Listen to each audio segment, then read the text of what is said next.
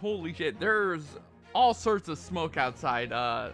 It looked like Silent Hill this morning out here with all the wildfire smoke from Canada.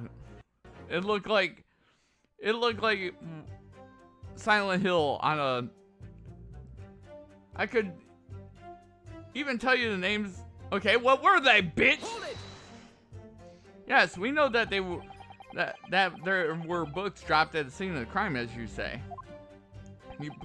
Those purchased by the accused at the nearby secondhand bookshop on the day in question. After I'd been to the police box for help, I decided to have a good look over the area for good measure. I'm a proud policeman's wife, after all. I did it for Rolly. And what was your husband doing at the time? Well, he was lying face down in the snow, getting some well-deserved rest. He works ever so hard, you know. Ever so hard, don't you, my darling? Interesting way of guarding the scene of the crime. Well, Miss Beatty, seeing as you've regaled the court with tales of your powers of recollection, would you be so kind to recount the titles of the books you observed at the scene? I'd be happy to. Are you all listening? There was The Picture of Monsieur Somebody or Other, and What's It, Yearnings. Then there was A Meal for Someone, and the last one was definitely The Thing of Gummies Something. You see? Yes, I see there are more than one or two holes in your memory. Well, they were along those lines, I'm quite sure. There were indeed books found at the scene with titles along those lines, as you put it. Well, what did I tell you? So I think it's very mean the way you've been implying that my testimony can't be trusted. Don't you agree, darling? Anyone who upsets my Patricia will have me to answer to. Sir. Terrifying. Yes, she really is. So that's it. I know where because there's only 3 books and she said there's 4. I know.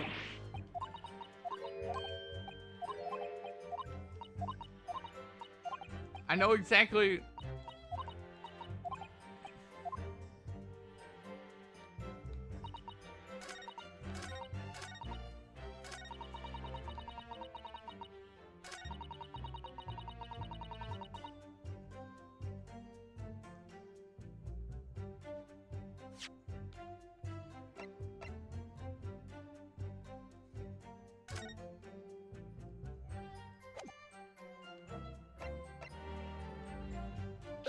Objection, bitch!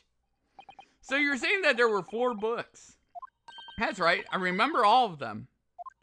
The Picture of Monsieur Somebody, What's It, Yearnings, A Meal for Someone, and The Thing of Gummy Something. I'm sorry, Miss Beatty, but there is a fundamental flaw in that statement of yours.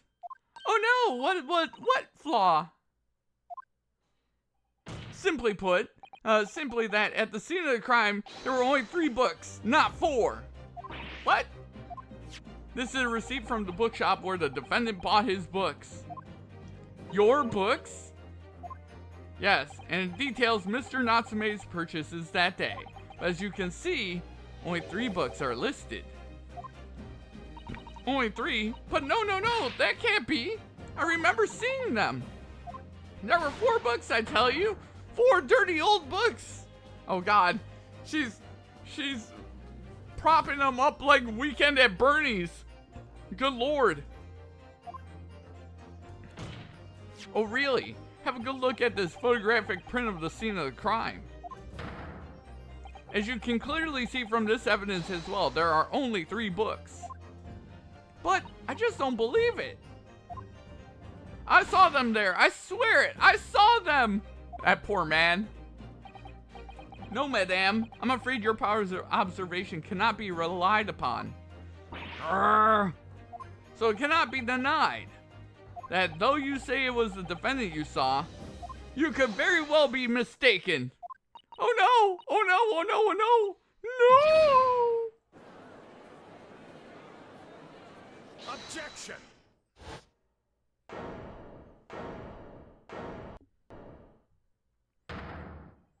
It's plainly evident that it is your powers of deduction that cannot be relied upon, my learned Nipponese friend.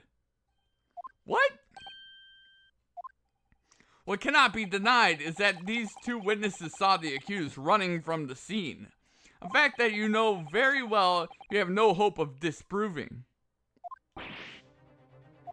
So you've striven to avert attention from that by dint of some inconsequential discrepancies. They're discrepancies, you dipshit! Would that be fair? No.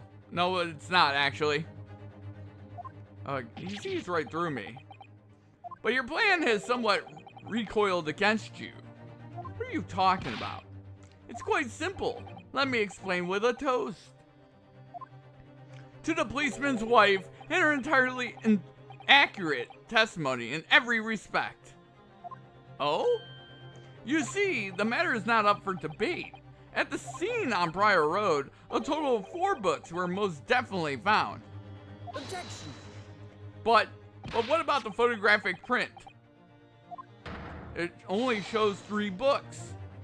Quite right, only 3 can be seen in that print. That print? You mean to say? Allow me to present another, one that shows the victim's hand. I don't believe it. It's the 4th book. As you will observe, the 4th book was hidden from view in the original print by the victim's torso. No!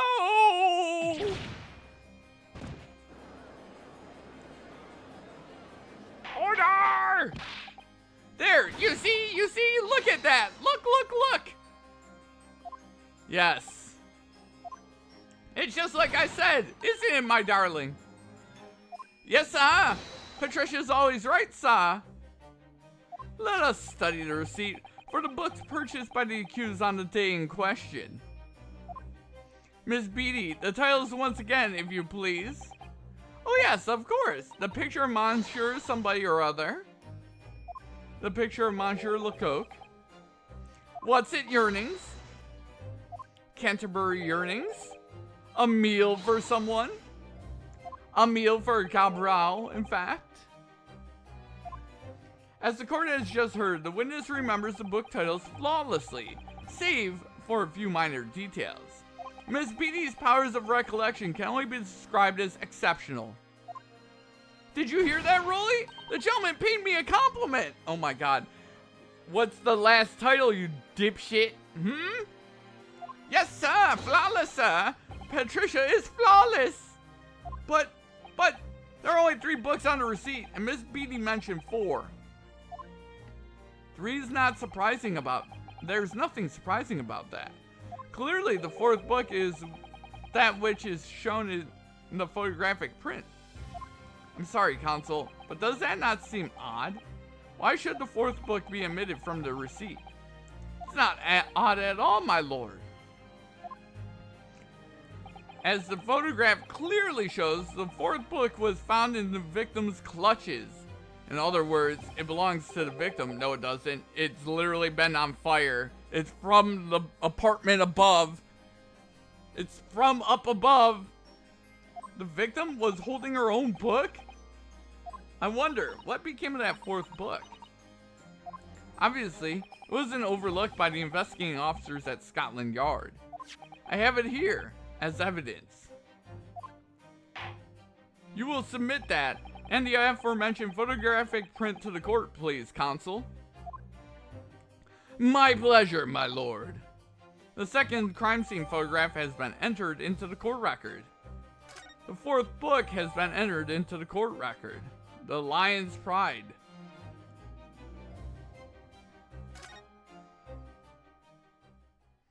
The prosecution rests.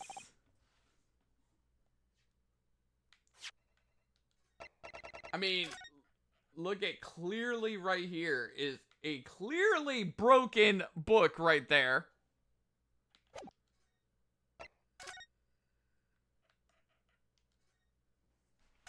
Oh, look at this. The book has been badly burnt. You're right.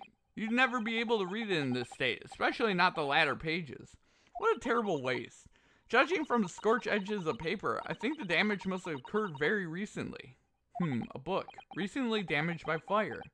Why does that seem to raise a red flag with me?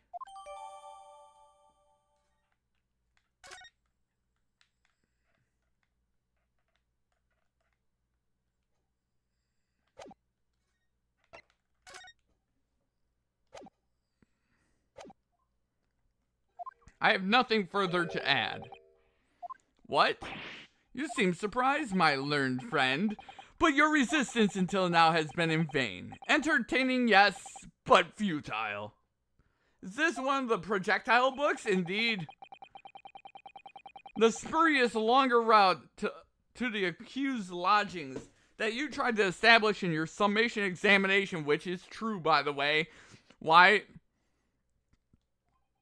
And the attempted discrediting of the witness's powers of recollection in your cross-examination. Futile? I walked right into this, didn't I? You see, everything we've said is true. Isn't that right, my darling? Yes, Pat. Marry me, Pat. So, perhaps the ladies and gentlemen of the jury would like to reconsider their position. Should the court waste any more time on this Nipponese travesty? Or is the decision you have to make all too apparent already? You have heard all the witnesses and seen all the evidence. This trial has run its course. Mr. Naruhodo, I'm afraid we are in a terribly precarious position. I know, but if I fight back in the wrong way now, I could very well just make matters worse. Think, Rinsuke, think. What do you do now? I mean, it's obvious we discredit this book.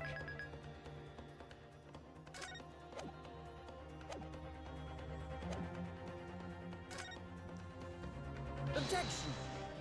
I'm not done yet. No, my learned friend, it's over.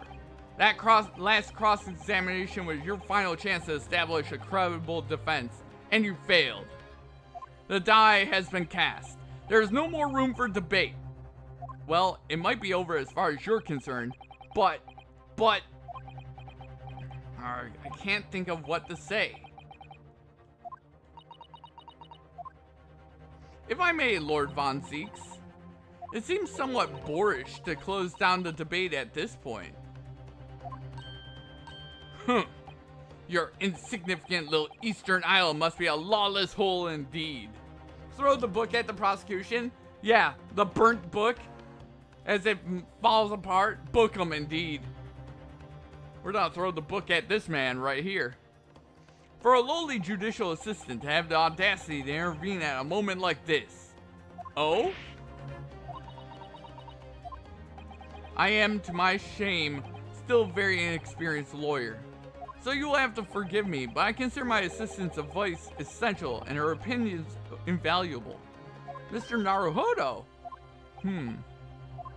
One of this land's great guiding principles is tolerance. So the court will hear you, madame. Go ahead, Miss Susato, please. Very well. Pray, what insight can you give us? What have we all overlooked in this matter that you see fit to pursue further? Well, the court has been presented with new evidence, but only after the last cross-examination finished. I see. And you believe that this new evidence warrants further examination, do you? Mr. Naruhodo, what do you think? It's just possible that this new evidence might be the decisive proof we've been waiting for. The judge is sure to ask the members of the jury to announce their leanings in a moment. And of course, he's sure to ask you to explain what the crucial piece of evidence is and why. So he must take this opportunity to examine the newly presented evidence as thoroughly as possible. Yeah, is there anything else?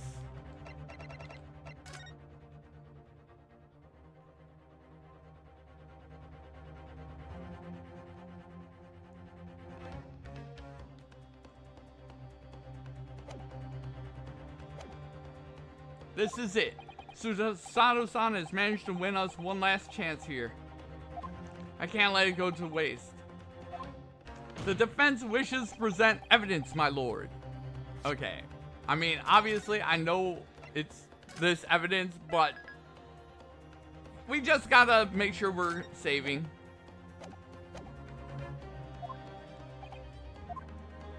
Very well. The defense may present one further piece of evidence.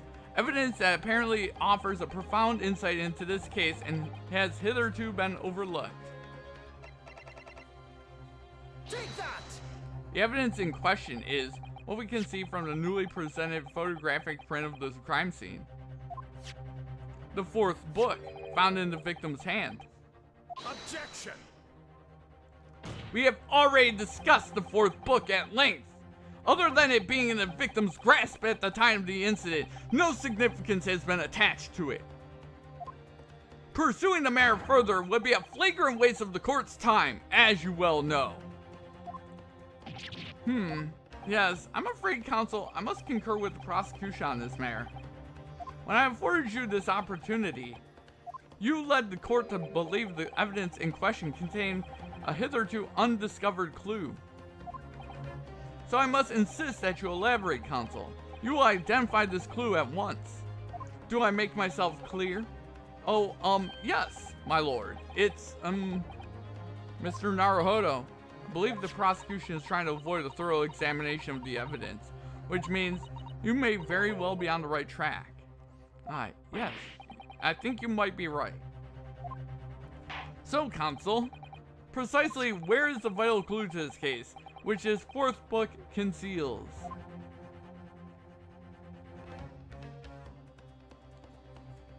Got it! I would ask the court to observe the back of the book in question. The back? What do you... Good gracious! It's been burnt to a crisp!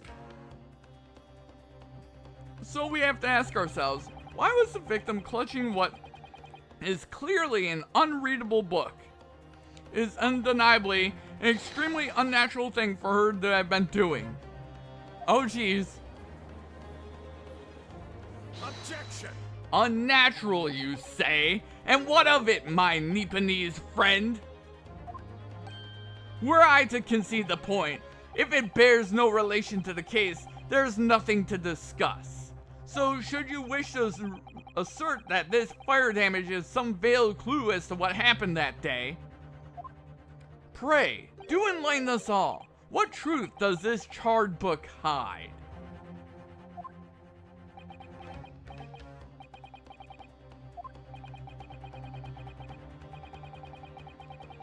It's an outside chance, certainly, but worth a try.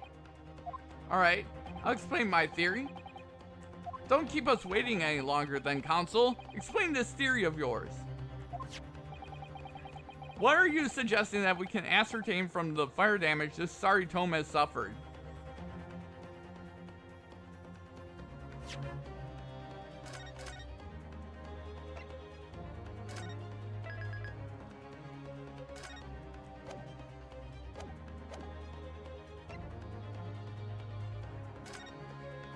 My lord, the burn on the back of this book reveals a startling truth about the book's owner. I beg your pardon? But we already know who the book belongs to. The victim was gripping it in her hand as she fell to the floor after all. It's obviously hers. The question of how this book came to be in the victim's hand has yet to be answered. However, as to the questions of who the book really belongs to and where it originated, the defense has very credible answers. Good gracious! How can you possibly? Very well, I'll play along with this futile attempt to delay your inevitable demise. But do remember, the members of the jury may well burn you if your little gamble goes awry. Counsel, the defense's response here is very likely to influence the final outcome of this trial. So tell the court, who do you claim is the owner of this burnt book? I mean, we know who the owner is, but we're gonna still save anyway.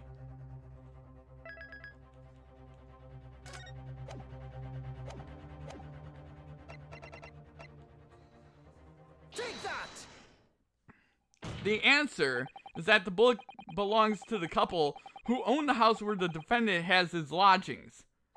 A certain Mr. and Mrs. Garadeb. The landlords? And whether this is some extraordinary coincidence or some kind of fate at work, I don't know, but of all the people in London, one of the 6 chosen for jury duty in this courtroom today is none other than Mrs. Garadeb herself. Oh my goodness, me? I think you might be mistaken, sir. I'm not Mrs. Garadeb's wife. I'm his maid. Oh, you mean him and his quote-unquote maid? Things would be so much easier if you just dropped the pretense. Alright, then, how about a simple question for you? Have you ever seen this book in Mr. Garadeb's house?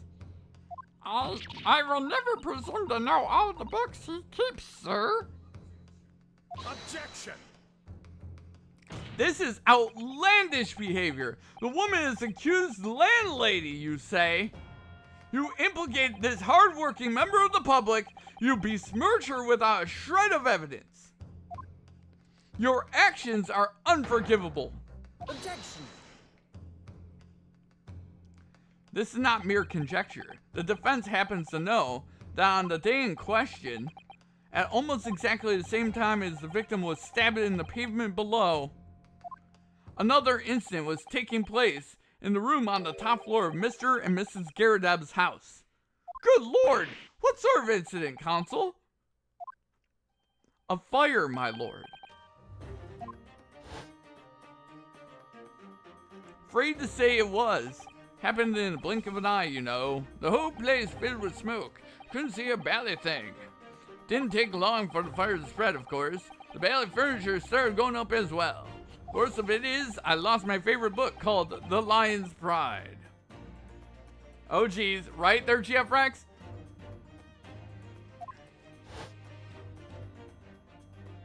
The Lion's Pride? By Jove, the very same title that's the subject of this debate. Oh dear me! Objection! This is risible! All you've told the court is that a book by the same name was involved in a fire, in which case it would be reasonable to assume that it was burnt to ashes. And entirely unreasonable to infer that it magically removed itself to the scene of the crime. Perhaps it would make more sense if I told you that the cause of fire was marital discord. Without going into details, it appears that Mrs. Garadeb was considerably enraged. Apparently, she continued to attack Mr. Garadeb even amid the flames. Oh, how awful! I can't even imagine being so horrid to the one you love. Can you, Rolly?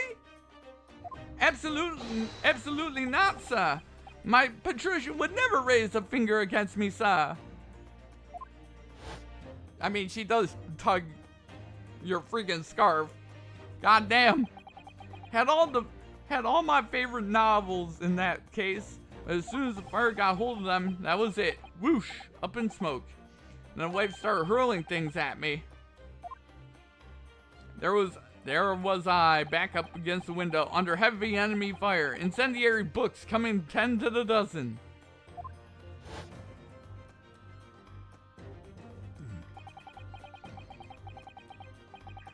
The man had his back up against the window and had burning books thrown at him. Goodness gracious, are you suggesting that the book was thrown through a window and landed coincidentally at the scene of the crime? Objection! No, a thorough investigation of the surrounding area was conducted the very evening of the incident, and there is no report of the Garadeb's window pane being broken. That's quite true. We also saw no sign of broken glass when we visited the Garadeb household. But is it not conceivable that the window was open at that time in... Not even remotely! Let us not forget the season and the chilling weather that accompanies it. No Londoner would ever leave a window open in the middle of winter. Does the defense postulate this scenario in all seriousness, counsel? Do you earnestly claim that the book found at the scene was a flaming projectile thrown at by Mr. Garredeb's wife? I believe it's a possibility, my lord. Oh man! That's quite enough! That's quite enough. Well, I hope that everyone can see you for what you are now, you little foreign trickster.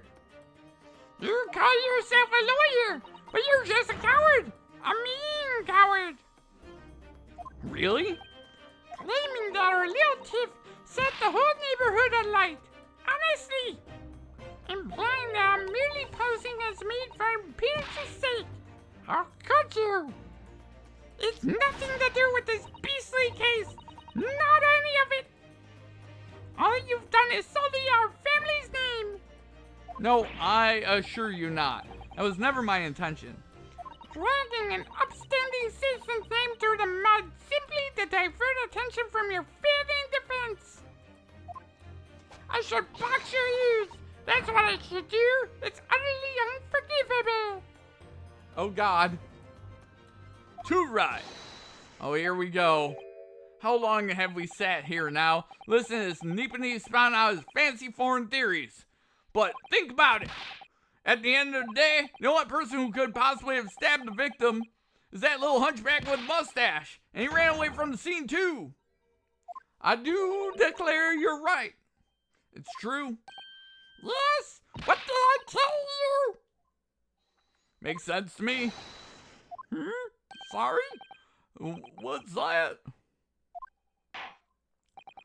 Well, it would appear that the ladies and gentlemen of the jury are once again in full agreement. What is your position, Lord Von Zeeks? Man, these people are dicks. I mean assholes. Hi! Hey there, Soccer! How's Soccer doing tonight?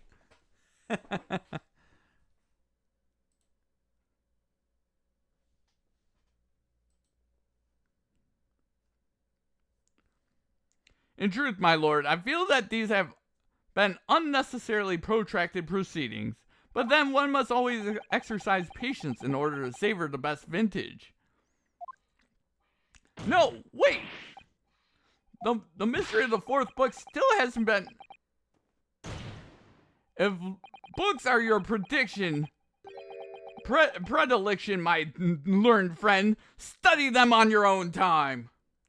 Not bad, better than it sounds like you are with all the smoke. Yeah, the smoke is crazy up here. The smoke is insane. It looked like Silent Hill out here. It was really bad.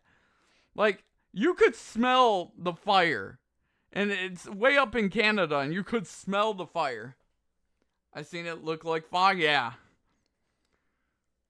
I have been inside all day. Not working on anything outside.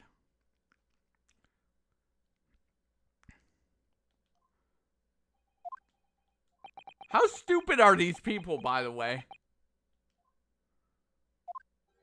What? No, forgive the discourtesy this time? In that case, ladies and gentlemen of the jury, you will now state your individual decisions regarding the defendant's culpability for the court to hear. Guilty. Guilty. Guilty. Guilty. You people are stupid as shit, man.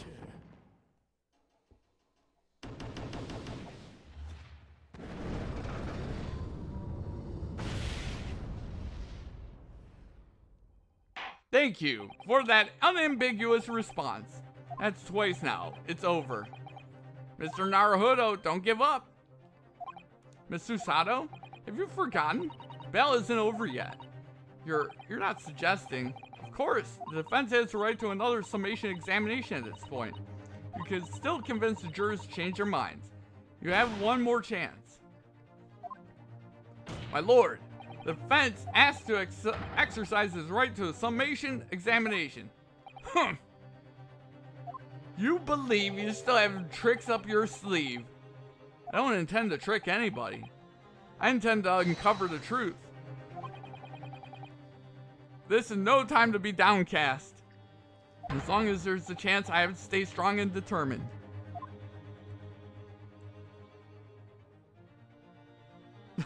These jury members are brain dead.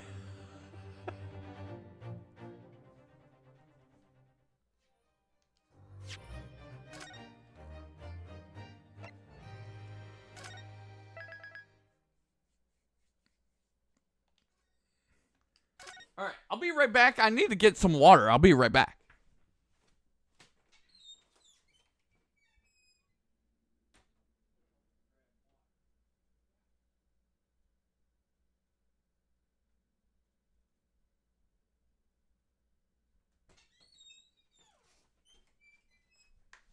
Water obtained. Let's just double check. All right, let's keep it going.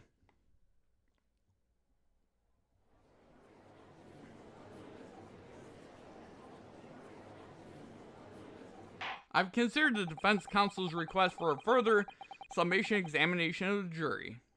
I have determined that the court must uphold the defense's judicial right to this procedure. So, counsel, you will now proceed with your second summation examination. I presume the jury is ready, Mr. Foreman? We are, my lord. Very good. In that case, I must ask each of you now to state clearly and concisely for the court the grounds on which you find the defendant guilty of this crime. Water in Detroit? Oh yeah, I forgot. You're not in Flint. True. But I also don't. I just get water bottles.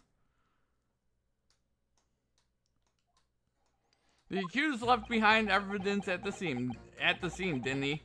Those 3 books of his. If there was some novel alternative explanation about how the victim was stabbed, I might reconsider. Even if the woman was throwing books, it can't be related to this crime if the window was closed, can it? Dearie me, it was only a little bit. Hardly life-threatening, even with a direct hit. Look, I just want to get this over with. If I don't bring home some pay tonight, I'll be in a tiny bit of trouble. Come to think of it, we had a fire at home a while ago. It gave me the sneezes. What? Excuse me? Yes, considerably more tangible arguments from the members of the jury this time around, it seems. With one notable exception, of course. Hey there, Brittle! My learned student friend was unable to find fault in the previous witness testimony. So the court must accept the fact that it was indeed the accused seen fleeing from the scene. And moreover, no one else was even at the scene to commit the crime. Well, if the eyewitnesses are correct, it would seem as the conclusion is somewhat set in stone. I fail to see how it can be argued any other way. It means I'm afraid that during this summation examination, it's essential that you establish some other tangible explanation for the facts. But how? What would even constitute a tangible explanation here? Isn't it obvious? Who stabbed the woman and how? Those 2 details are all you need to provide. Simply give us a name and a method by which the attack was conducted. And there I was thinking this might be hard. But Mr. Naruhodo, you have to do it. Otherwise this really will be where the trial ends. Like, no pressure then.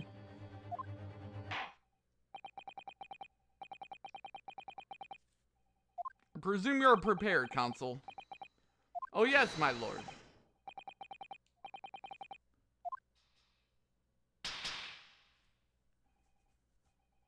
Here we go. It's going to be juror number 4, the maid. Or should I say, Miss Gerdeb.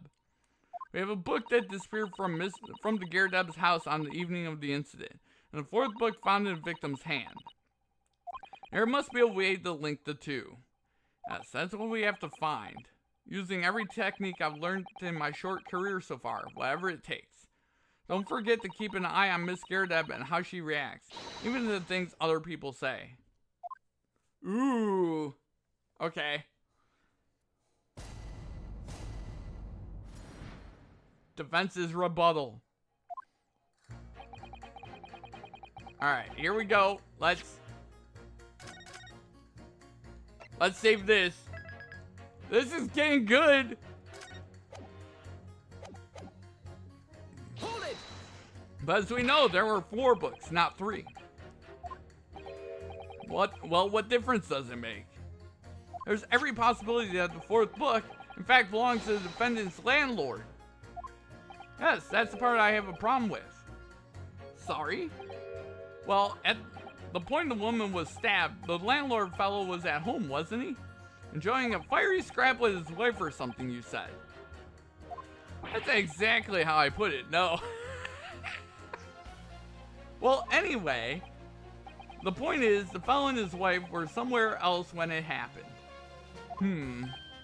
I think that's what you call a strong alibi.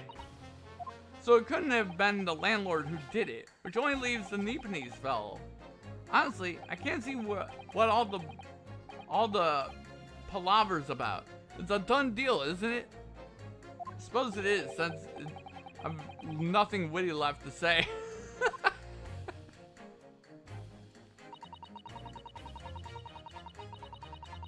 Hold it! So, you might be willing to change your decision, you mean? Oh my, such delay on your face. I'm afraid I shan't be swayed by emotion. Despite what you may think of me, I'm a very modern, metropolitan, and rational woman. That's great. If one reads the morning papers, it's all forgotten by tea time, isn't it? So why read them in the first place? You see, modern, metropolitan, and rational thinking, wouldn't you say? No? Why would you want to forget stuff? Excuse me? Huh? Huh?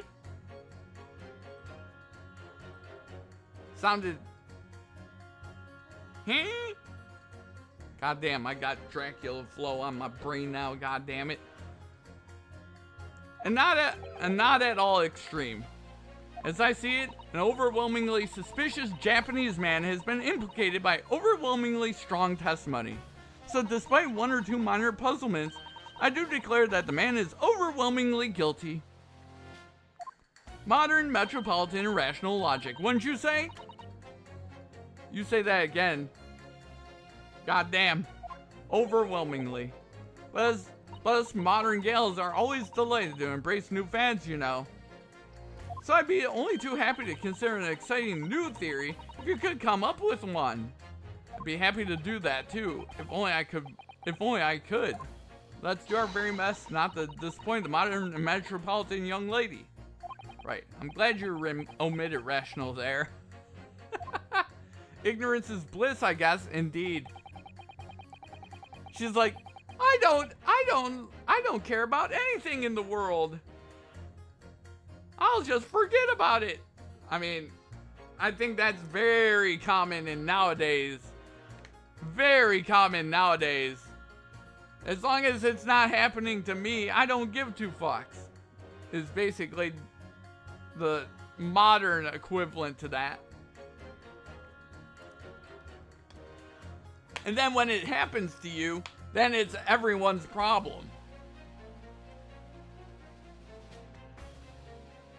Hold it! But what about the possibility that the window was open? What about it? I mean, there's just no way it could have been. How can you be so sure? The prosecutor fellow over there said it earlier, didn't he? Winters in London are no joke. You don't want to invite that sort of cold indoors. So no, that window wasn't open. Us Londoners like sitting by the fire and staying warm, see? But you couldn't categorically state that the window wasn't open, could you? It just wasn't. They wouldn't have opened it. Then what's the point of even having windows, huh? Counsel, will you kindly refrain from childish bickering? Oh, sorry. Somehow I need to show there's an undeniable possibility that the window was open. Because this young man isn't going to budge otherwise. Okay. Hold it! But the little book was on fire at the time, was it not? With flames of love, I'll have you know. There's really no such thing as a loving incendiary bomb. Well, he brought it upon himself. It's playing with fire to betray a fiery love. Isn't it? Well, don't you agree? Oh, well, any kind of betrayal is certainly a bad thing, yes. To be fair, to me, a landscape these days feels almost purpose-built to burn you out and stop caring about news and especially politics. True. Everything nowadays everything is built about making you mad or angry or sad. It's about making you feel an emotion. That way you feel that emotion and then click on the story.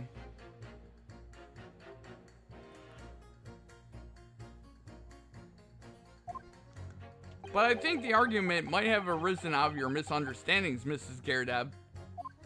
Never you mind that. The point is, we were just having a jovial little dispute. Nothing more. I wouldn't have any more of these suggestions that was anything whatsoever to do with this crime. Right. We'll see about that. But what about juror number 5? Doesn't seem to be turning a hair at Mrs. Gerdeb's relentless onslaughts. It's almost as though he's used to it. What a gentle soul he is. Wait a minute.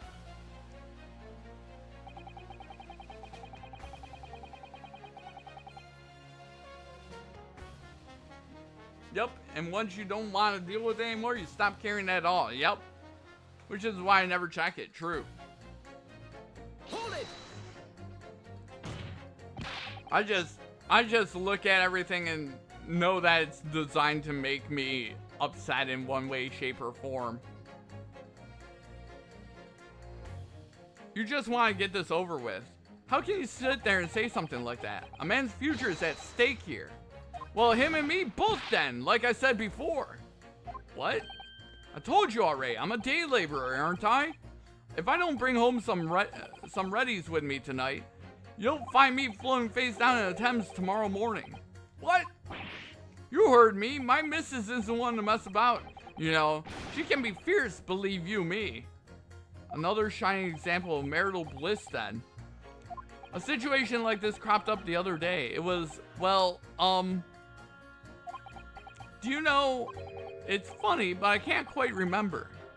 Sorry? It was too frightening. That's the thing. I must have blacked it out. Helpful. Wonder if Mr. B will ever be dragged into the Thames by his scarf. Don't even go there, Mr. Sato. There must be some way to jog his memory about this. Come to think of it, yeah, gave him the sneezes. Aw, poor little guy. Does that have anything to do with your decision about the defendant's culpability in this case? Sorry? Sorry? What's that? You'll have to speak up, lad. Could you tell us more about the fire? That fire? It was last winter. My grandchildren baked me a lovely cake on my birthday. It had 75 candles on top, it did. What a sight to behold it was. You put candles on a cake? What, was it some kind of devil worship? Of course not. It was an angel cake. To celebrate my birthday, obviously. Seems that's a common custom here in Great Britain, Mr. Naruhodo. Anyway, I mustered all my puff to blow them out. Well, I must have blown wrong somehow. The flames didn't go out, but the candles went flying all over the room. Furniture caught and everything went up. The whole place filled with smoke. Oh no, he literally sneezed on fire. I check occasionally, but I can't deal with most daily news anymore, frankly, and I hate to admit it. I skim headlines, and if anything seems important to me, I read about it. Oh yeah. Hey, you know, I tend to keep up, but I also know what's designed to make people mad, and it's designed to be inflammatory, etc. Definitely sounds like devil worship to me. And by the sneezes, I presume you mean a cold. But how did you catch a cold from a fire? What a fiasco it was. The grandchildren, bless them, threw water over me as they tried to put out the flames. And then, because the whole room was filled up with smoke, of course, We had to open all the windows to clear it. Aha! The windows. The biting winter air rushed over me like the devil dancing on my own grave. It did. I caught a terrible cold from it. Put me in a hospital for a while. I won't forget that birthday in a hurry. I knew it was devil worship all along, but something about this old man's story is playing on my mind for some reason. We need to demonstrate who, apart from Mr. Natsume, could have attacked the young woman on the street, as well as how he or she could have done it. Yes, but once again, the jurors' statements are full of personal prejudice. A lot of them seem convinced they're right, even in the face of logical arguments to the contrary. I think you're going to need to pit them against each other, force them to accept an alternative explanation. Yes, I don't necessarily need to find the contradictions between their assertions, just a connection might do the trick. Alright, I'll see what I can do. If anything stands out, I'll go in for a strike. That's spirit.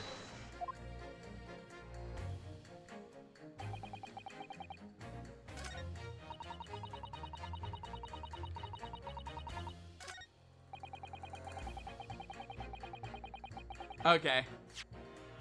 I think we have our first one right here. But yeah, I checked the headlines, but I also try to not pay attention to it or get mad to it.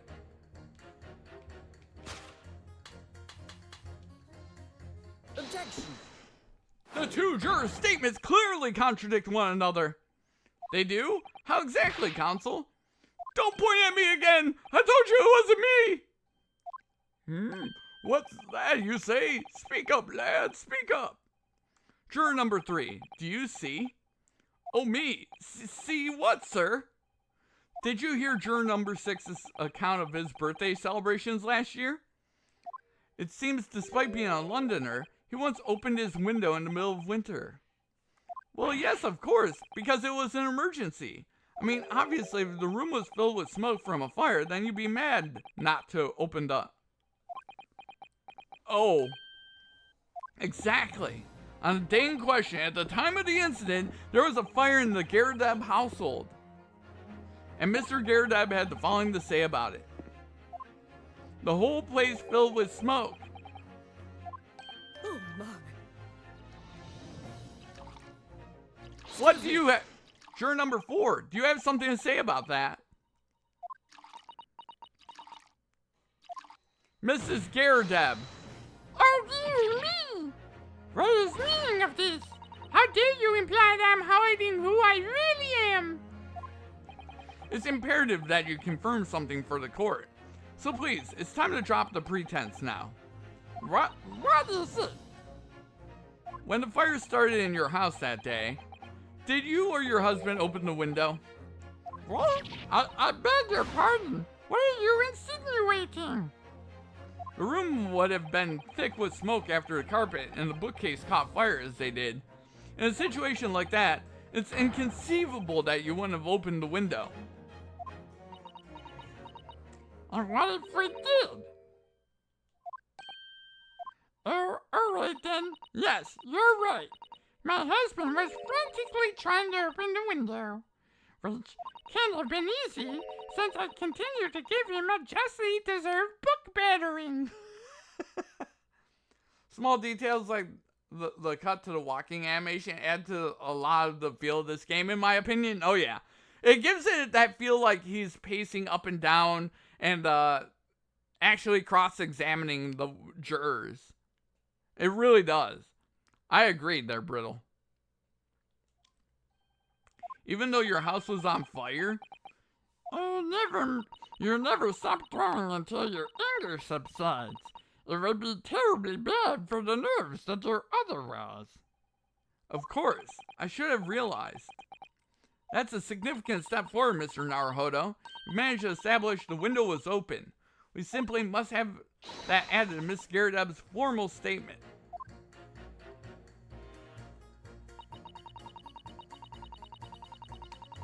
Okay.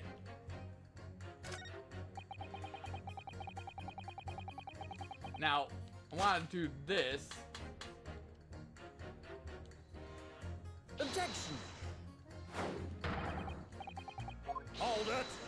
I'm sorry, but his form...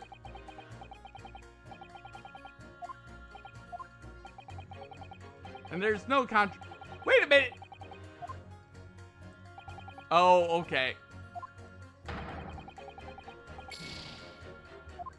I thought I would get more of that. To the window, to the wall, to the smoke rolls down through your doors. Down these sprinkler spray. Oh man, they're brittle, they're soccer. Yeah. It's very important to listen carefully to every term, Mr. Naruhodo. Then you can decide where the contradictions really lie, if there are any. I did listen to him. I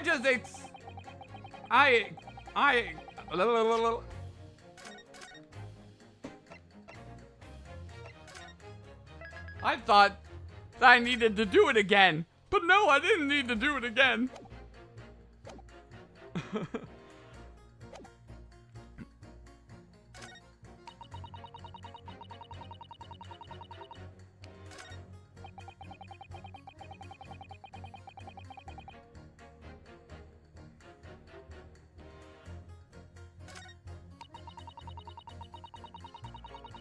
Okay.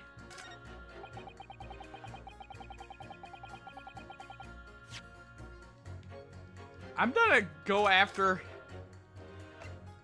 the two next to each other.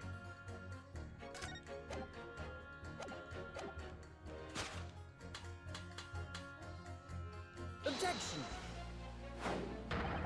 Okay. All right.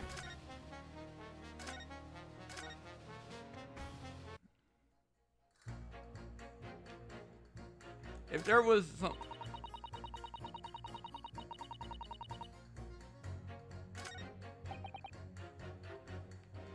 All right.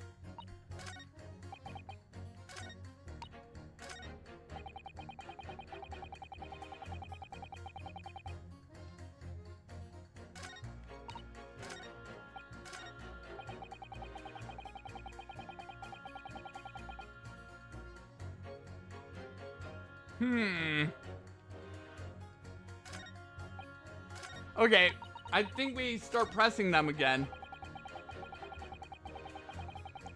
Hold it! At the point when the victim was attacked on Briar Road, we know there was a small house fire in the Gerdeb household on the opposite side of the street. Well, yes, it certainly seems that way. And on account of smoke, I imagine they would have had the windows wide open in spite of gold. We also know that Mrs. Gerdeb was throwing flaming books at her husband. Her husband, who was backed into a corner by the window due to his wife's frenzied attack. Yes, that's right. So there's definitely a chance that one of the books could have flown past the man out the window. Only what? Only I can't really see how it could have gone all the way to the other side of the road, that's all. So I don't really see how I can change my decision, really. Oh, I see.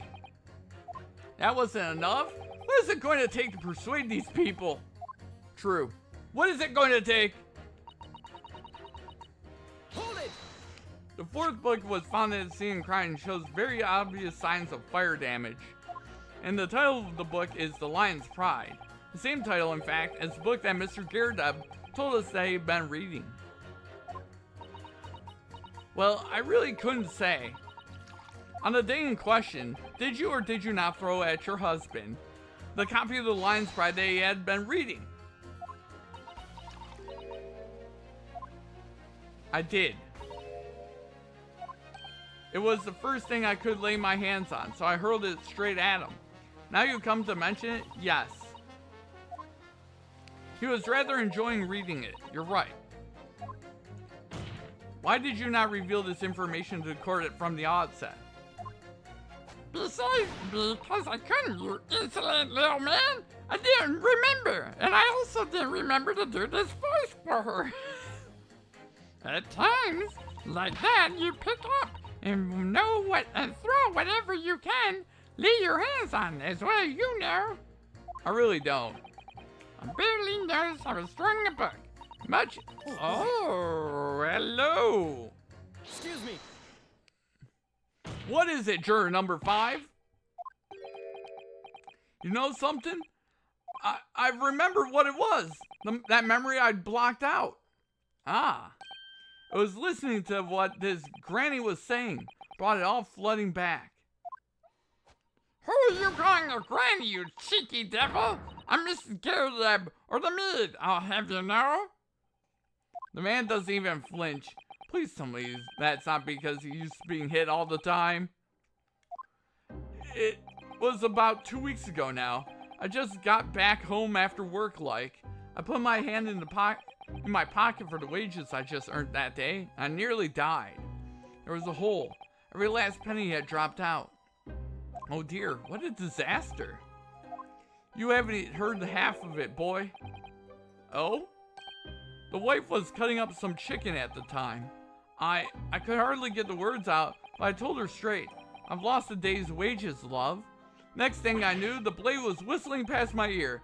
Stuck into the wall next to me, it did. About an inch deep. No words, just terror. I could smell it then, you know. That god-awful stench of the Thames. I was sure I was going to end up face down in the muddy banks that night, I can tell you. Now that's a real disaster, isn't it? I'll never use the word lightly again. Anyway, the point I'm trying to make is this.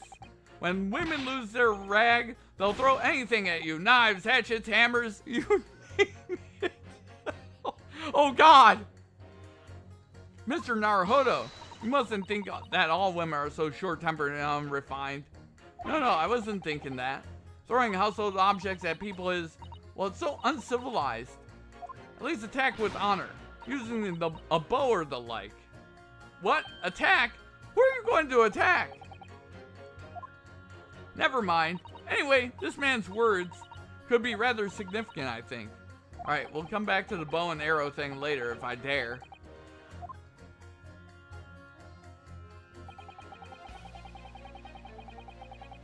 Okay. Well, apparently numerous people have nearly died in this jury right now.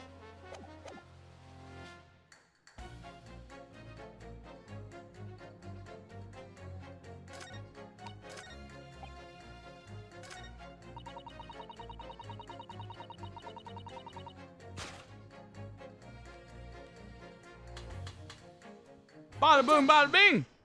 These two statements clearly have a deeply significant connection.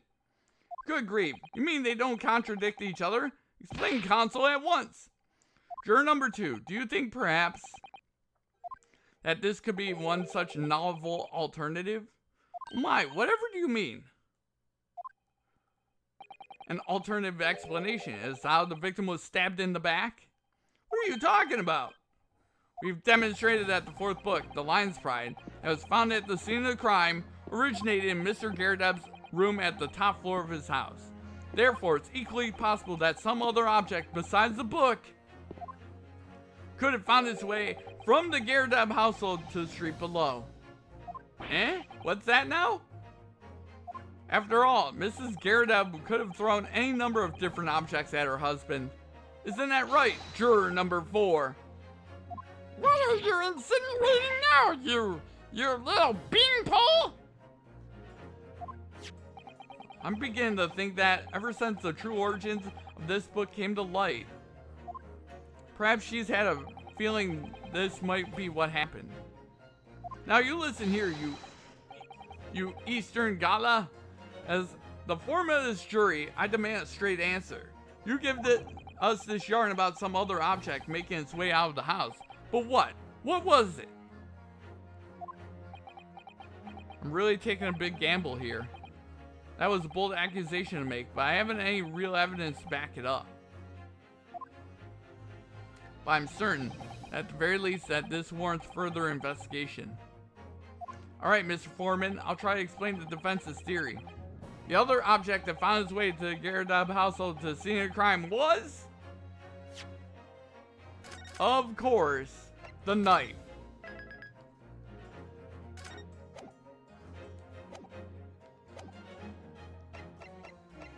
Take that! Juror number 4, Mrs. Gerdeb. What? What now? I must apologize in advance for this. But I need you to confirm something else for the court. This knife. Have you ever seen this knife before? Ah, Good Lord, Consul, what on earth are you doing? That's a weapon that was lodged in the victim's back, man. Oh, right, the knife. Right there, Soccer. My lord remembered that when the victim was attacked, Mr. and Mrs. Gerdeb were in throes of an argument. Mrs. Gerdeb was hurling anything she could at her husband, who'd been backed up against the window. A window that had been opened to clear the smoke, and through which a book sailed to land at the crime scene. You can't seriously believe that. The book was found in the victim's grasp. Are you saying that it flew out of the window across the street to land neatly in her hand? Huh? Even my missus hasn't got a name like that. Yes, I admit, there are many details we don't yet understand. But that's the point. That's precisely why we must now allow the trial not to end, not right now. Argument, sure. Right? Oh my. Ah! Mrs. Gerdeb, your answer please. Have you seen this knife before or not? oh.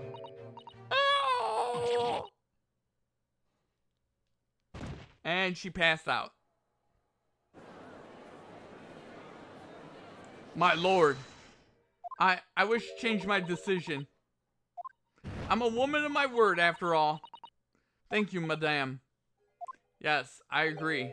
I certainly didn't see this coming, but I just don't think it would be right for this trial to come to an end now with so many unanswered questions.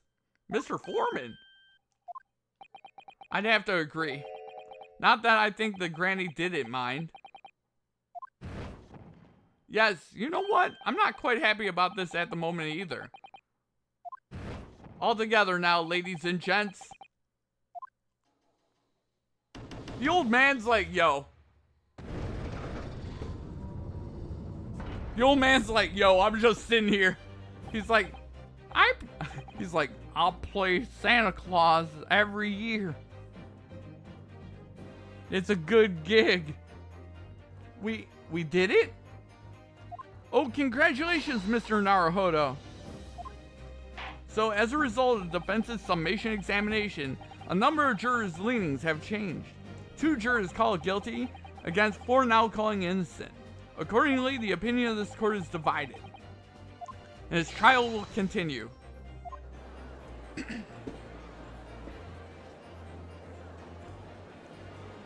Indeed, there, GF Rex.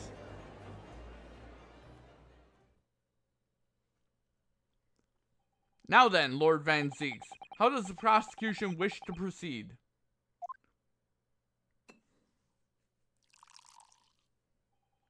This trial is rapidly descending into a farce.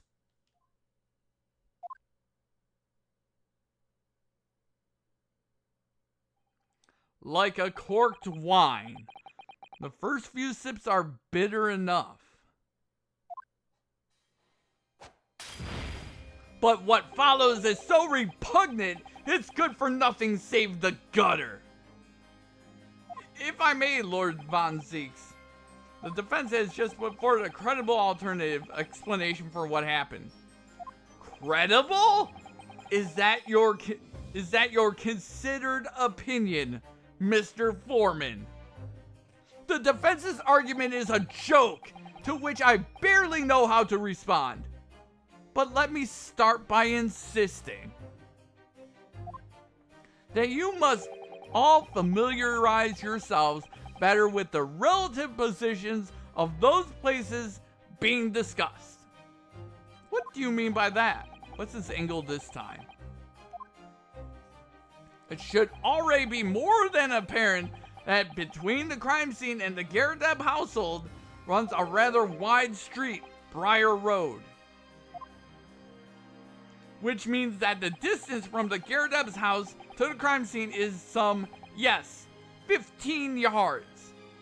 Let me see, 15 yards? That's around 14 meters.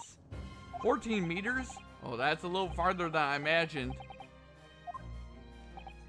And as you ladies and gentlemen of the jury rightly noted as having portentous significance, the fourth book was found in the victim's clutches. In other words, the smoldering book, wantonly hurled by the lady of the house, traveled some 15 yards to land on the opposite side of the road, neatly between the collapsed victim's fingers and thumb. Is that your final conclusion, my learned and deluded friend? And did the jackknife follow a near identical trajectory to plunge into the middle of the victim's back? This fantasy is somewhat stretching into the notion of having a bad day for the victim, I think. Even those pathetic serialized detective stories have more believable plots.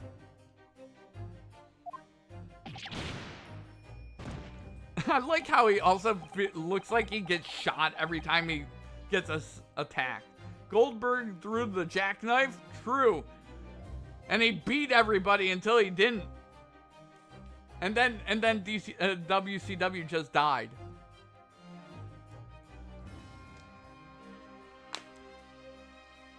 No, that was Nash with the jackknife. Never mind. Yeah, it was Jackhammer was Goldberg, yeah. Jackknife was, yeah, Nash. There's nothing I can say to that. That prosecutor loves the sound of his own voice. Miss Susato. Serialized detective stories are pathetic, are they? How dare he? Uh-oh. She's upset. Maybe let's pick our battles here. My lord, might I be allowed to speak? As a judicial assistant, you may speak for the defense. Yes, go ahead. The prosecution may consider the idea of fantasy, but what the defense has postulated was believable enough to persuade the jury to change its leaning. And as such, the court has a duty to explore this alternative explanation as thoroughly as possible.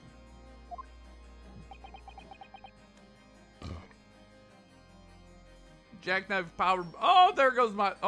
Goes the thigh, right? Yep. To that end, at least we're not getting kicked in. At least we're not trying to take one of freaking Goldberg's super kicks, man. Knocking out one of the greatest of all time and ending his career. Juror number 4, Ms. Joan Gerdab, must be called to testify and submit to cross-examination. Saints alive! A cross-examination of a juror?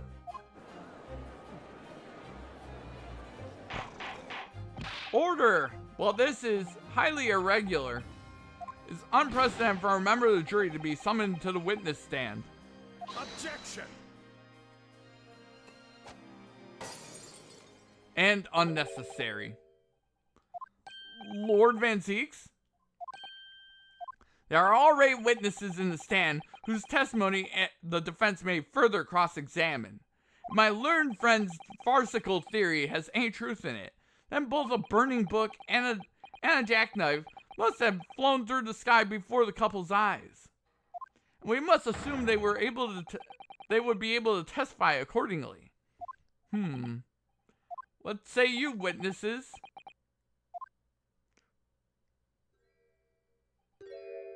Uh-oh. Yes, sir. Constable Rolly Beat, reporting for duty, sir. Well, good morning, officer. Sorry for dozing until now, sir. I haven't slept for a month on account of a villain who's appeared on my beat, sir. Oh, they are so heroic, those London bobbies. Patricia, my darling, I've been neglecting you, but no more. Oh, Rolly, my hero, you make me swoon. Swoon.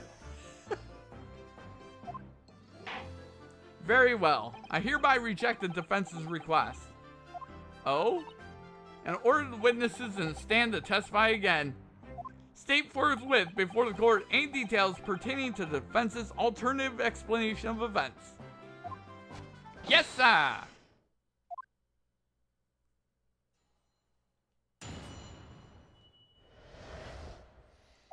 This case has nothing to do with Mr. and Mrs. Garradab. Believe me, a London Bobby is good for his word. You see, sir, the windows on the top floor of the Garradab house are top hinged casements. Obviously, if anything had been thrown out the window, we would have seen it. I did leave the scene to go and fetch help, but my trusty Roy was there to make sure nothing was disturbed. I didn't take my eye off the crime scene for one moment, sir. Nothing strange to report on that front, sir.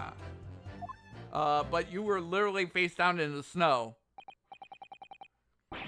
Well, this is quite startling. Top hinged casement windows? That detail was not in the police report, Constable. Yes, sorry about that. I must have been a little drowsy. You cannot excuse your sins with drowsiness every time, Constable. No, sir! Sorry, but what exactly is top hinged casement window? And you cannot excuse your ignorance with such trite remarks, my learned friend. Of course, sorry. I found it, Mr. Naruhodo. Cast your mind back to the windows in Mr. and Mrs. Garradab's room. Alright, I'll try. So the window opens in order to allow air to circulate inside the house. But its top hinged casement window, it swings open along the upper edge, as you see. I'm glad you rectified your ignorance. A casement window's most prominent feature is its stay, a metal bar which prevents the window from being opened beyond a certain amount. It prevents its opening? This is all news to me. Absolutely correct, sir. In other words, if a book or knife were to have been thrown through the open window, it would have clattered against the pane and fallen straight down to the pavement below. No. You see the problem then? Good. Your education in windows is complete. There was never any possibility of either the book or the knife traveling 15 yards over the road. That is, unless the window pane had been shattered, something we've discounted already. That can't be! Did you see that, Rolly? That young Japanese man just collapsed in agony! Oh yes, my darling. I saw it. I saw how he crumbled before me. Oh, Rolly, you're so strong.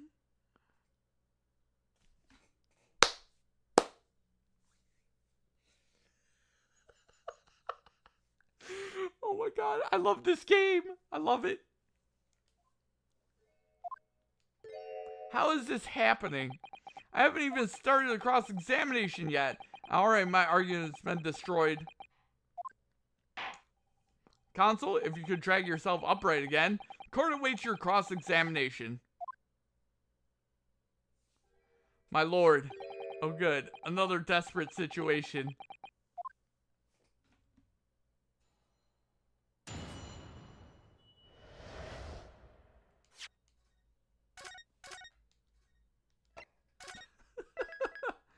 Holy shit.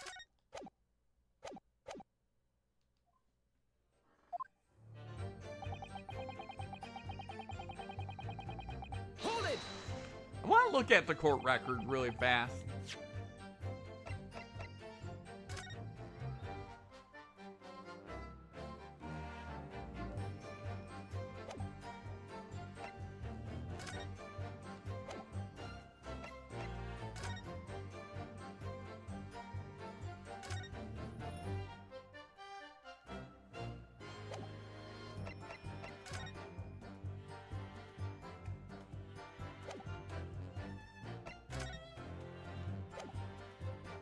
Okay. How can you say that for certain? A very good question, sir. And the answer is this. It has the noble founding principles of the force written on it as a reminder to all us policemen of our sworn duty. He showed us that before, didn't he? Did he? Can't say I remember. To patrol the streets of London town and uphold the peace of the common man. It's what the job's all about. And that is why I can stand here today beside my long-suffering wife and tell you a Bobby's good for his word, while rubbing my tired eyes admittedly, sigh. Oh, Rolly, you're so manly. Holy shit. Of course I am, my darling Patricia. Oh, Pat. Oh, Rolly.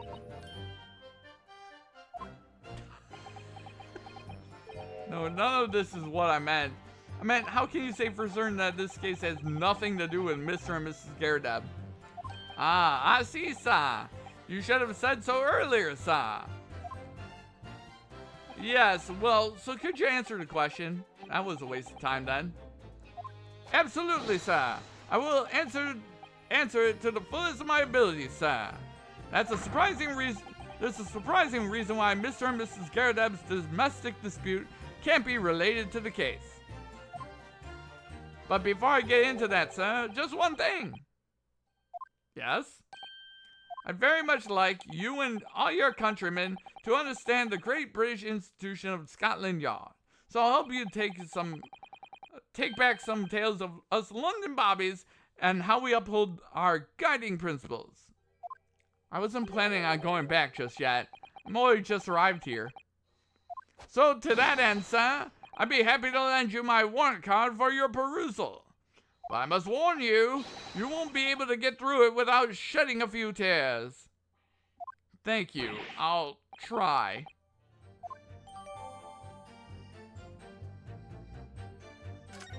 I like how he just gives us something to beat his argument, by the way. He's like...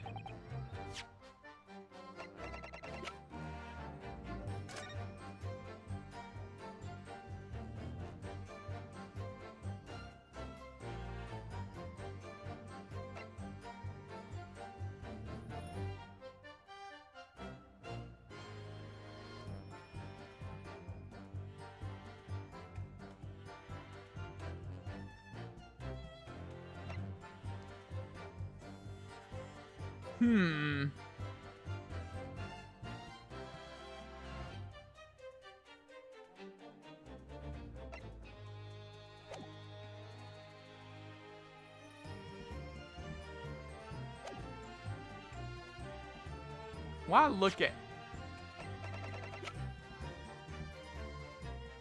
He gave me that for a reason. You see, sir. Hold it! By which you mean they don't open fully, is that correct? Yes, sir! They're just there to allow a bit of air through the house, you see? So they're restricted as to how much they open. And therefore, anything thrown out the window from inside the room would simply strike the pane and fall to the street directly below. For clarity, allow me to mark the map. Here is the location where the objects would have fallen. Yes. Directly opposite the scene of the crime, on the other side of the rather wide road. Would it have been so hard for somebody to mention this top hinged casement thing before? Well, I have another question for you, Constable. And what would that be, sir? How do you even know? Why would you have any idea what sort of windows Mr. and Mrs. Garadeb's house is furnished with? Ah, well, sir, that's very simple. You see, I helped with the investigation yesterday.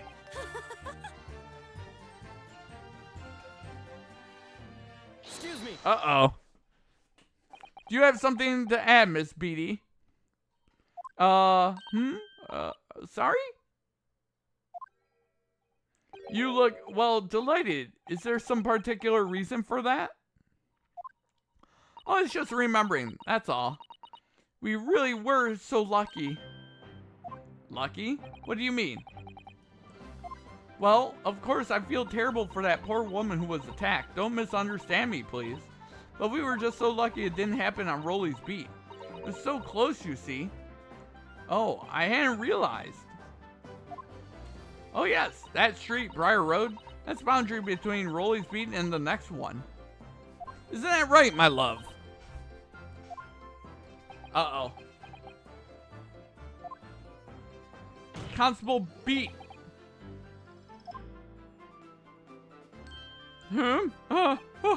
Yes, that's right. That's the reason I was helping out with the interviewing of occupants of the Gyaradelb household yesterday.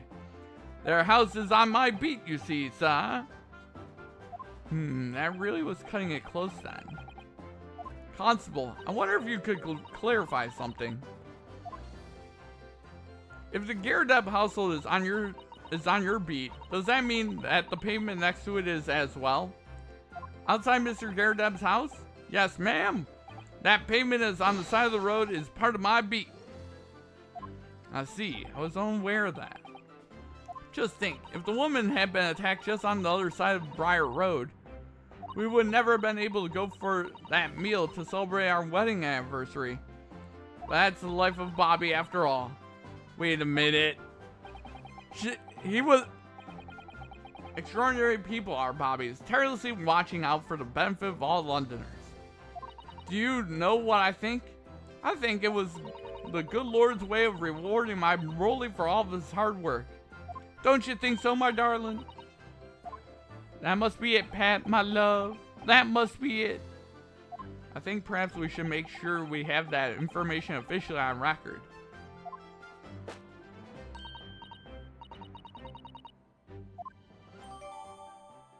Okay. Now it's my turn, I think. Alright.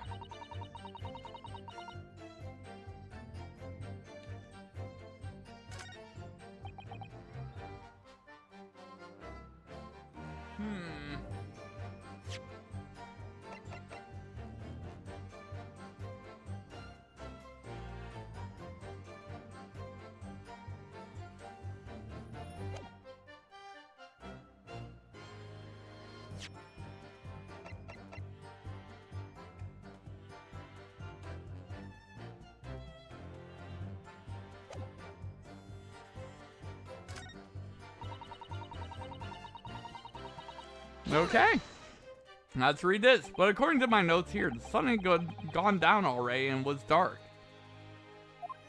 Oh, but Rolly and I were strolling along, gazing at the night sky and looking for our lucky star. Sorry? The star that will guide us to eternal happiness. I'll be right back there, guys. Give me a couple minutes.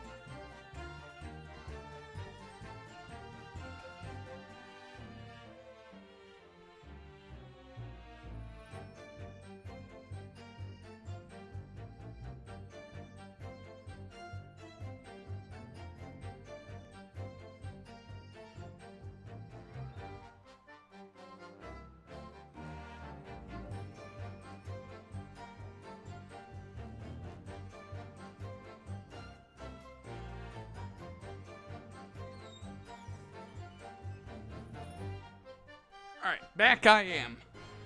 By a couple minutes, I meant like 30 seconds, but... but yeah, had to get a few things really quick.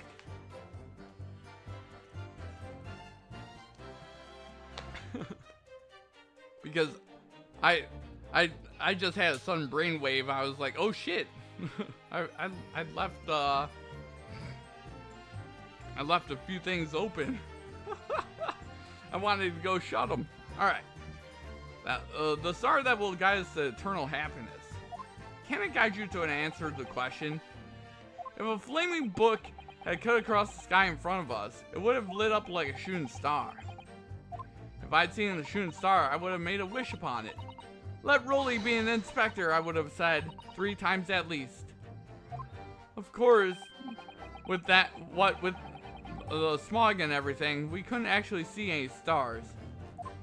In short, you are trying to say that neither a book nor a knife crossed the sky in front of you. Yes, sir, that is correct, sir. As sure as the night sky in London is starless, sir. Certainly seems like they're telling the truth. And then we saw the poor woman fall to the ground and we ran straight over to help her. I did leave the scene to go fetch... Hold it! Yes, you said you went to a nearby police box to fetch an officer, is that right? That's right, yes. If I had been on Rolly's beat, I would have known exactly where I was going, of course. Don't feel bad, my love. You can't be expected to know the location of every police box on every beat. So Rolly told me the way, only I sort of got a little lost on the way. Patricia, my darling, that's why I love you. Your terrible sense of direction is bewitching to me. Oh God. Oh Pat. Oh Rolly. Oh please. So I suppose I was gone for about 15 minutes. But like I said, my Rolly was at the scene the whole time, making sure nothing was disturbed. I was off duty at the time, but a true Bobby is never really off duty, sir.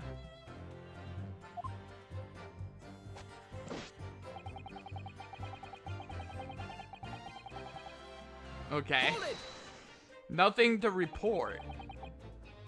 That's correct, sir. I had my eyes wide open the entire time, never looked away for a second. No one else approached the scene and nothing was removed from it. I can swear to that on the yard's honor, sir. Really? That seems a little strange. Beg your pardon, sir. Strange, sir.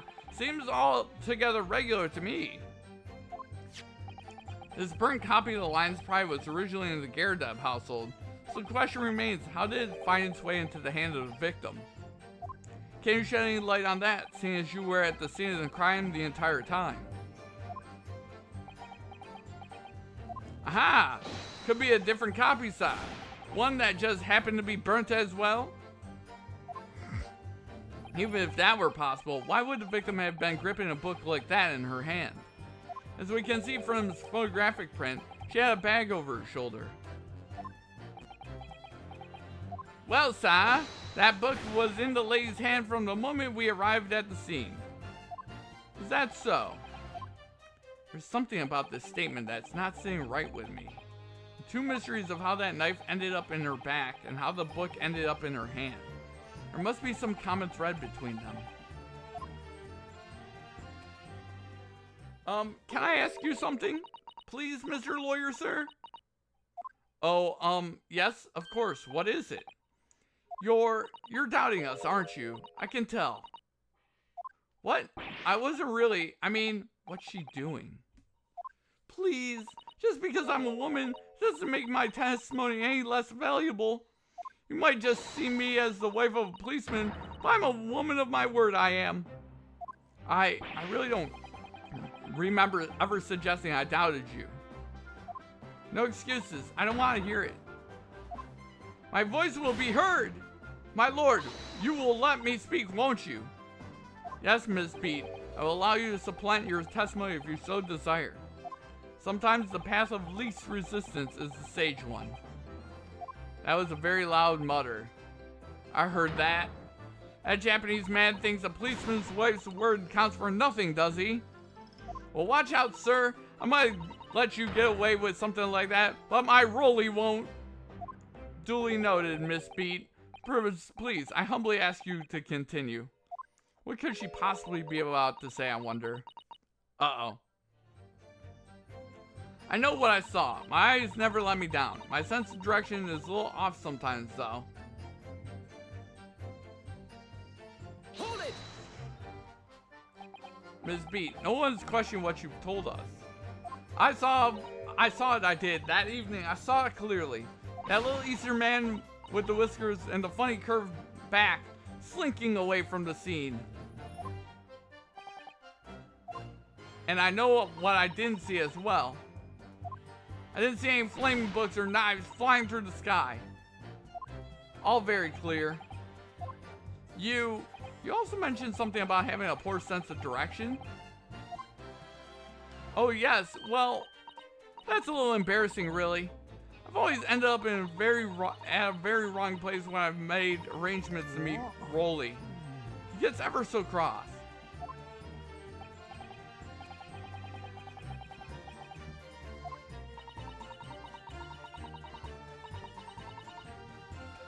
Uh-oh. Excuse me.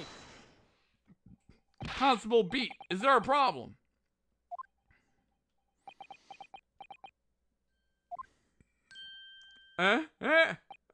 No, sir. No problem, sir.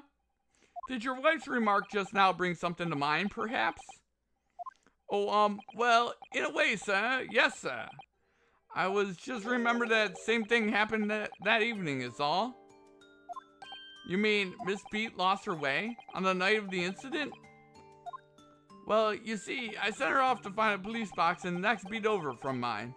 But she was gone a fair bit longer than I was expecting. I thought she'd be back inside 10 minutes, but my darling was gone a good 15. Oh, Rolly, you're such a tease. But the reason I was so long was because of the bouquet, silly. The bouquet? Sorry, what bouquet are you talking about? Oh, it was a present for our wedding anniversary. Rolly's so romantic.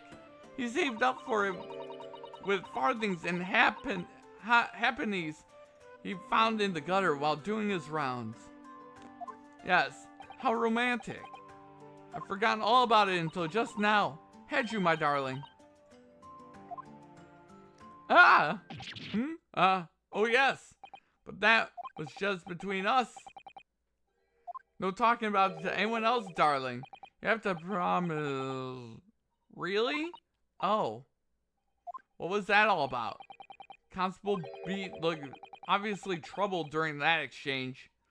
I'm afraid I can't offer any useful insight, Mr. Naruhodo. I'm quite sure of one thing.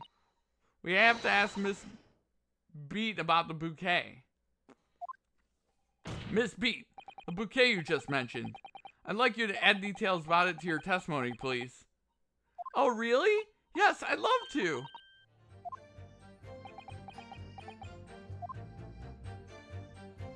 What happened was, I dropped my bouquet and ended up losing my way for a while.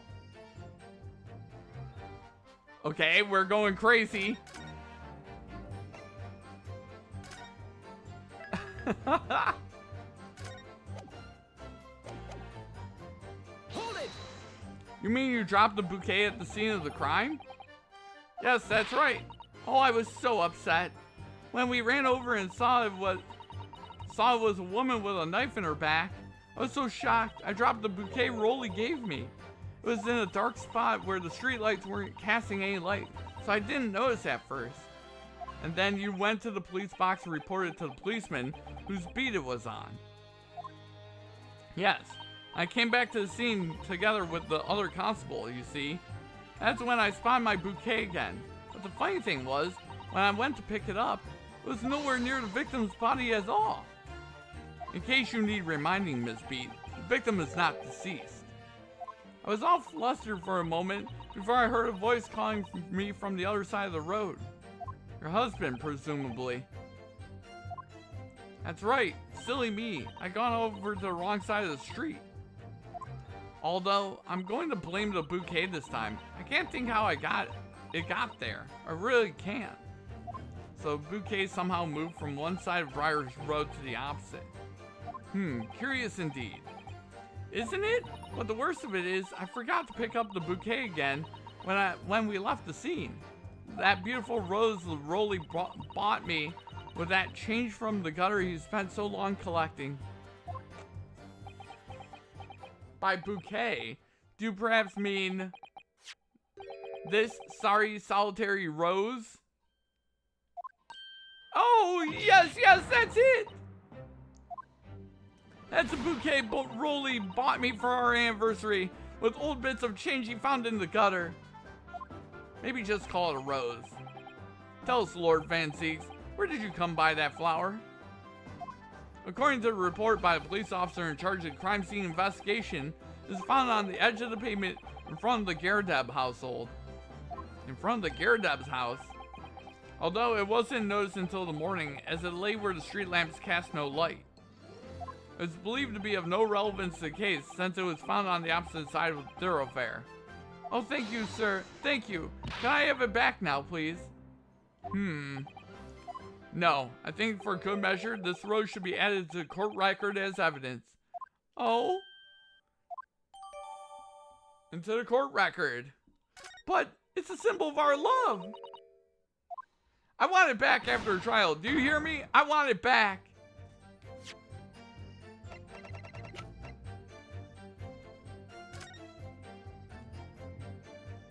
It's very stylish paper, the flowers wrapped in, isn't it? It's just an old newspaper, Mr. Naruhodo. I suppose it's because I'm not used to seeing English print. It looks so exotic to me. I see. Something wrong? Oh, no. I was just thinking that if you wrapped a stone-baked sweet potato in English newspaper, it might look like some sort of fancy cake. Susato-san, you do love your cakes.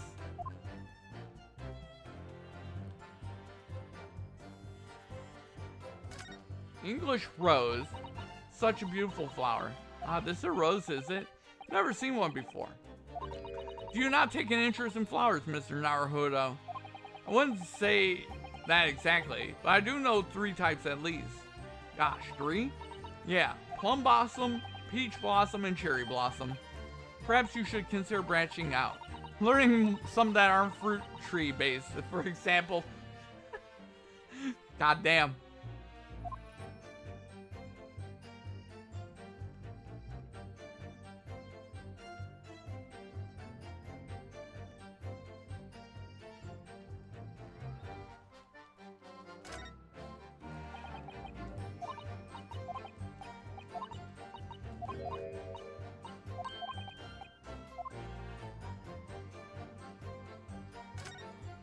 Okay.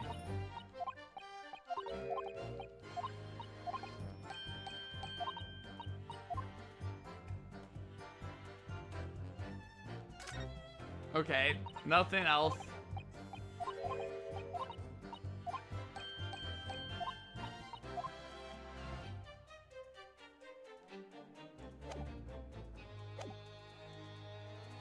Good grief!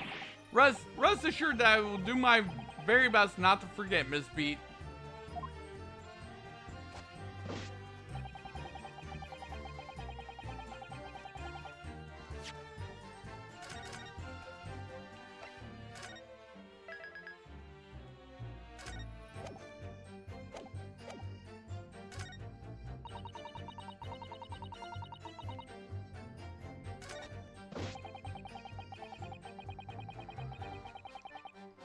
Okay.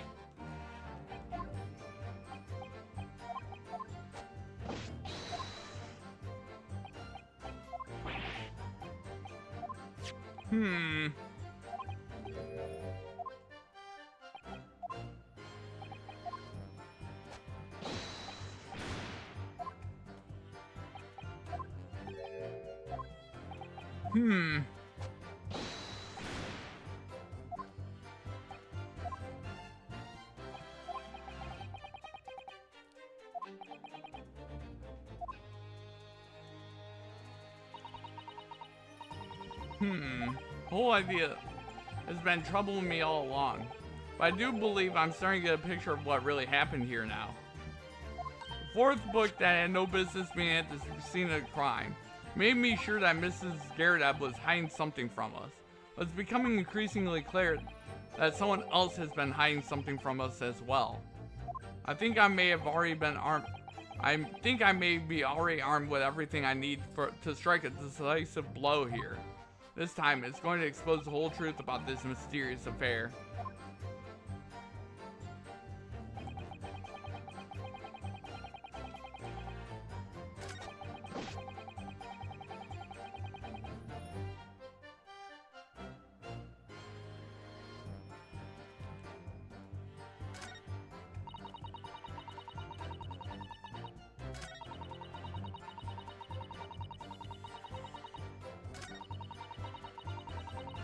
Okay.